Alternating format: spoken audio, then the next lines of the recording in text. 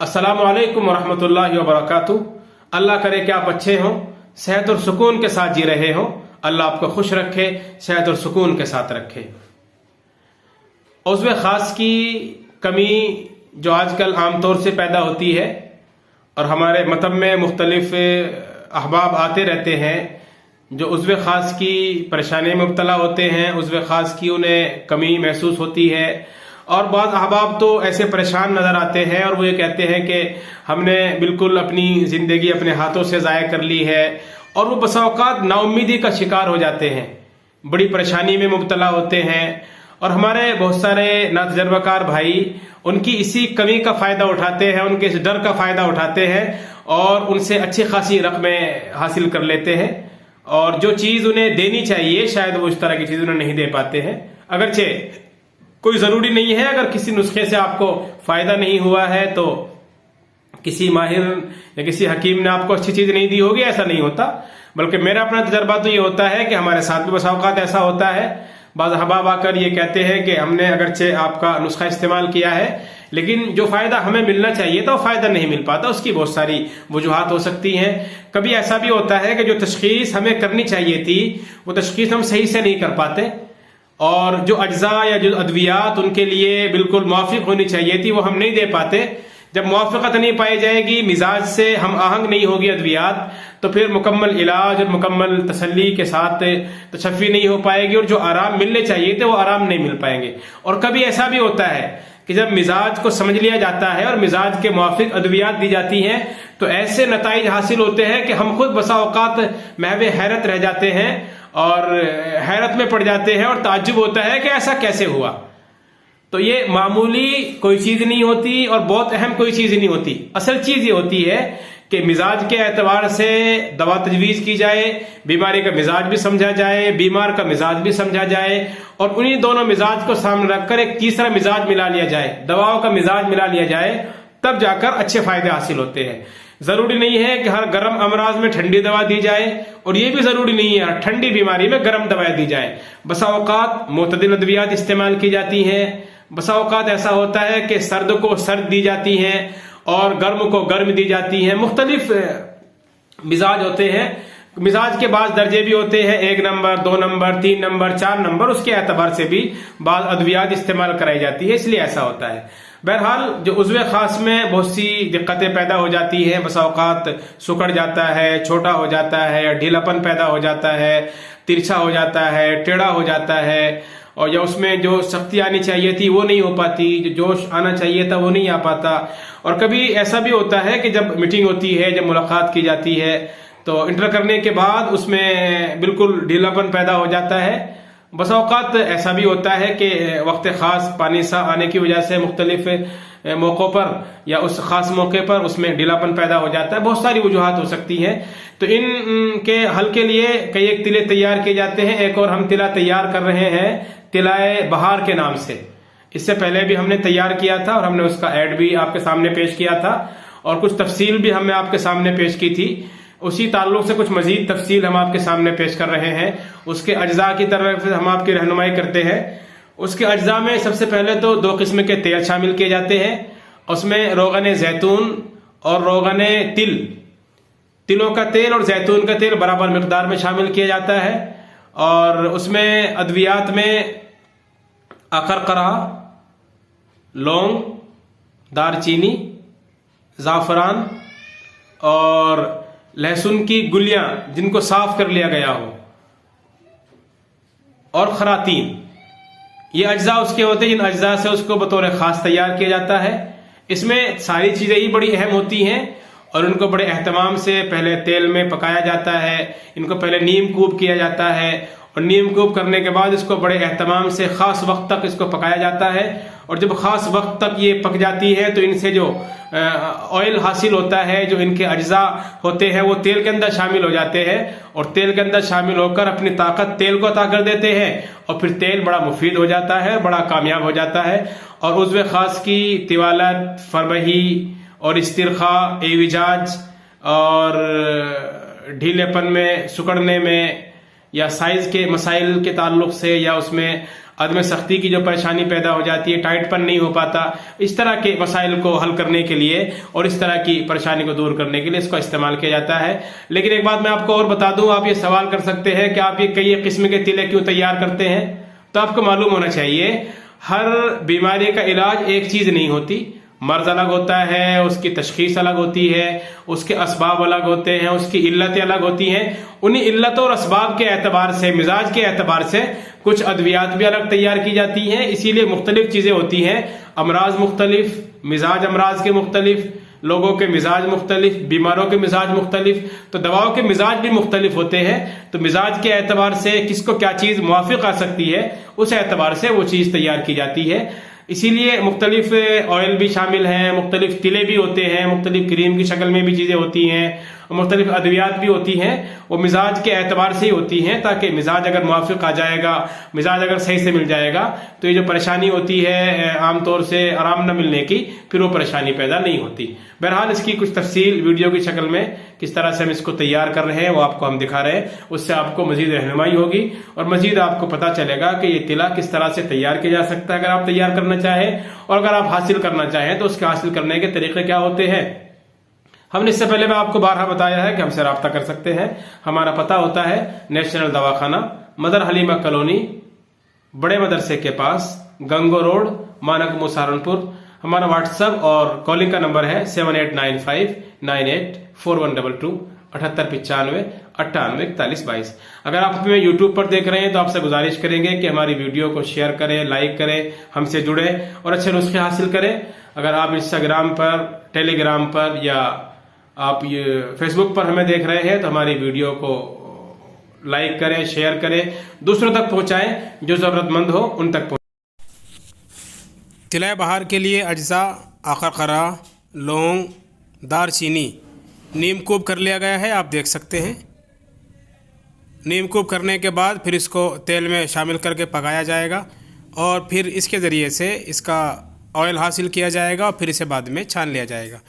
इसी तरह इसमें लहसुन भी हम शामिल कर रहे हैं। लहसुन की गुलिया हमने देखें कुछ इसमें पीस लिया है हल्का सा इसको, अब हम इसको इसमें शामिल कर रहे हैं।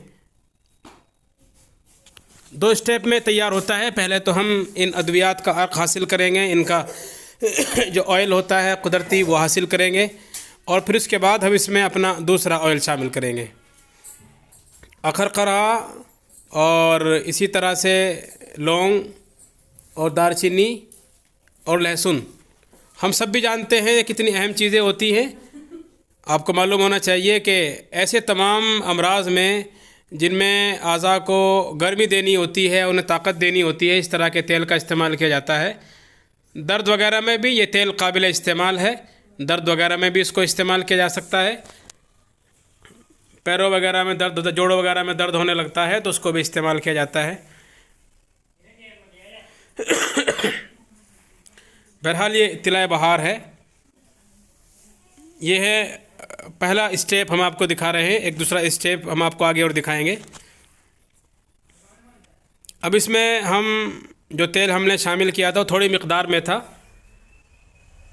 मकसद ये था कि इसको कुछ पका लिया जाए और फिर दोबारा फिर से इसमें तेल शामिल किया जाए। हम इसको दोबारा से फिर इसमें हम फ़िगारो का रोगन ज़ैतून शामिल कर रहे हैं और इसी तरह से रोगन ज़ैतून के साथ हम इसमें रोगन कंजद भी शामिल करेंगे। ये बर्तन तकरीबन 100 ग्राम के आसपास का है, जिसके ज़रिए से हम तेल को कैल कर रहे हैं, नाप रहे हैं। रोगन ज़ैतून हमारे पास 2 तरह का होता है, एक तो फ़िगारो कंपनी का होता है और एक हम बाहर से मंगाते हैं अपने दोस्तों के ज़रिए से। कभी तो ऐसा करते हैं हम कि खालिस उसी में तैयार करते हैं कुछ चीज़ें, और कभी ऐसा करते हैं कि कुछ चीज़ें दोनों में शामिल कर लेते हैं। रोगन ज़ैतून और रोगन कंजद को बराबर मिक़दार में शामिल कर लिया गया है और अब उसको धीमी और हल्की आंच पर पकाया जा रहा है। मेरा अपना तजर्बा ये है कि इस तरह की चीज़ें चूल्हे के मुकाबले में गैस पर तैयार की जाएँ तो ज़्यादा आसान होती है।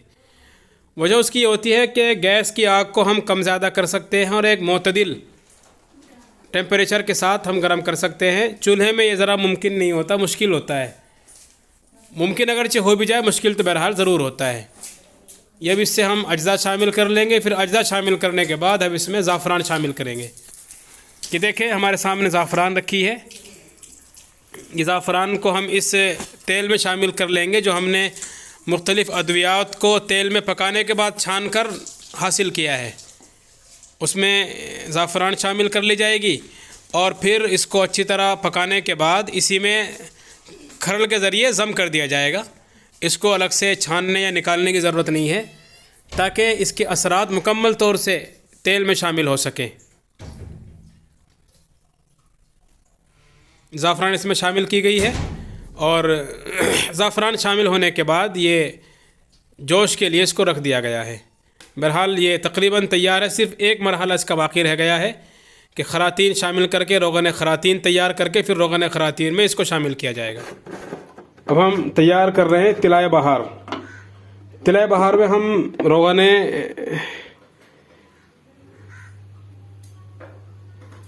कंजद यानी तिलों के तेल में उसे तैयार करते हैं। ये हम सबसे पहले रोगन खरातीन तैयार कर रहे हैं।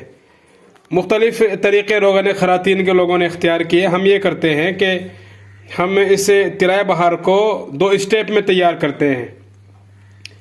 पहला स्टेप तो इसका वही होता है जो आपने देखा तिलाए कीमिया ज़ाफ़रानी के सिलसिले में, और फिर अलग से हम इसमें खरातीन को शामिल करते हैं। यानी हमने पहले इसको तैयार कर लिया है तिलाए ज़ाफ़रानी के साथ मुख्तलिफ़ अज्जा उसमें शामिल करके, और फिर बाद में हम इसमें रोगन खरातीन तैयार करके हम इसमें शामिल कर लेते हैं। रोगन खरातीन के मुख्तलिफ़ तरीक़े तैयार करने के होते हैं। एक तरीक़ा तो ये होता है कि जब इसमें खरातीन अच्छी तरह से पक जाते हैं तो उनको अलग छान लिया जाता है, और हम ये तरीक़ा इख्तियार करते हैं कि हम खरातीन को पकने के बाद उसी में पीस देते हैं।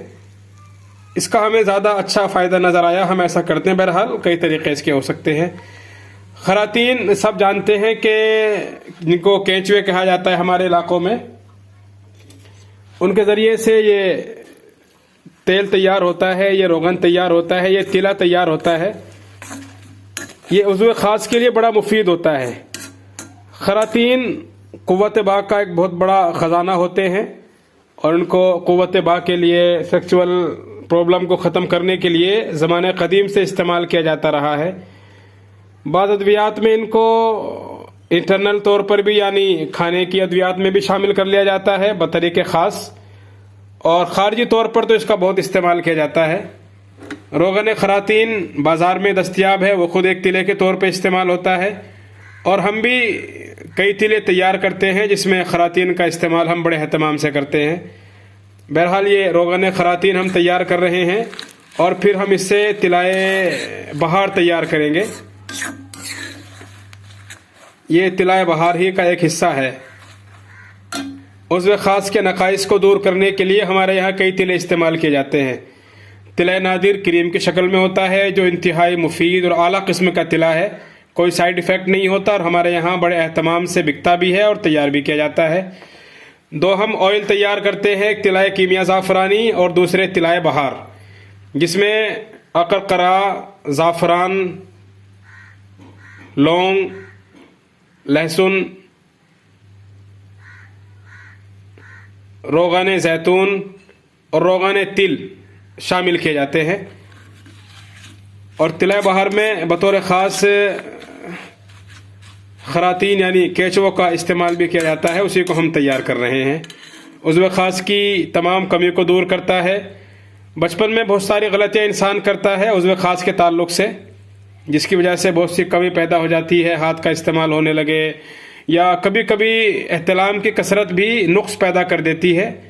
जरियान बहुत ज़्यादा रहा हो, धात बहुत ज़्यादा रही हो, उसकी वजह से उज़्व ख़ास में सुगड़न पैदा हो जाती है, इस्तिरखा पैदा हो जाता है, एविजाज पैदा हो जाता है, उसकी तिवालत में कमी आ जाती है, फरबही ख़त्म हो जाती है, यानी जो उसका कुदरती साइज़ होना चाहिए था वो कम हो जाता है।